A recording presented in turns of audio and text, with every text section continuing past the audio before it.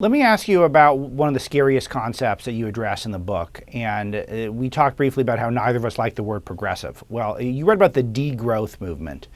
This is a really, really, really frightening thing, and it's happening here. It's part of this American Marxist culture. What is it, and who's pushing it? The degrowth movement is really a throwback movement. They like to talk about Mother Nature and back to nature. Well, first of all, there's no Mother Nature. And secondly, there is no back to nature.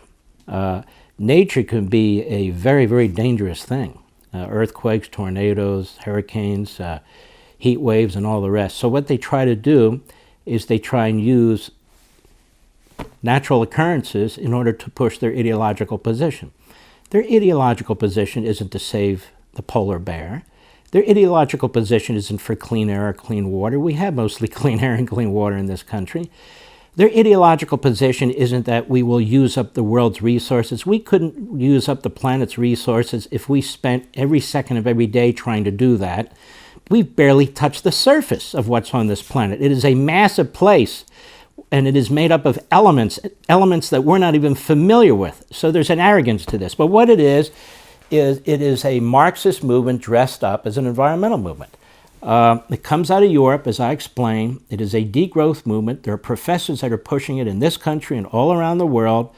And the degrowth movement is an attack on capitalism, materialism, wealth creation, opportunity. This is why you used to hear Obama and others say we're 3% of the world's population and we use 25% of the world's resources. Well, nobody's stopping the rest of the world from using all the resources they want to. It's just that the capitalist system uses them more efficiently.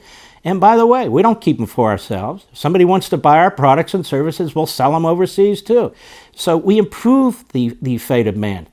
They oppose technological advances, but the real anger is with the Industrial Revolution.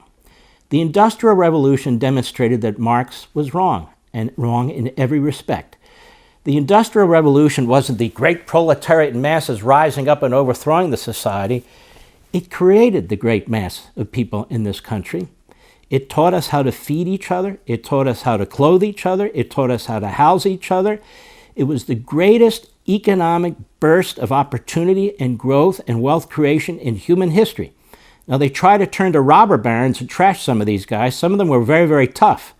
But you can thank them for lights and electricity and automobiles and steel and so much more. The Industrial Revolution was not just a few guys who got ultra rich. It created the society that exists today. So they hate it. Marx hated it. Marx attacked it. The Marxists today attack it.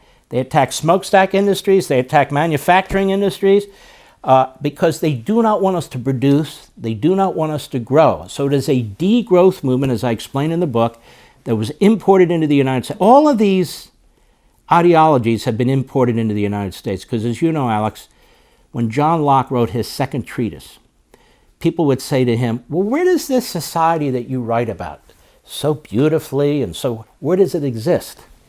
He says, America. Because America doesn't have all the baggage of feudalism and monarchy and all these other things that took place in Europe and other parts of the world. America. And so when the left says, in Europe they do this, we ought to do it. We're not Europe. We're America. But they're trying to make us Europe, and they're actually trying to make us worse.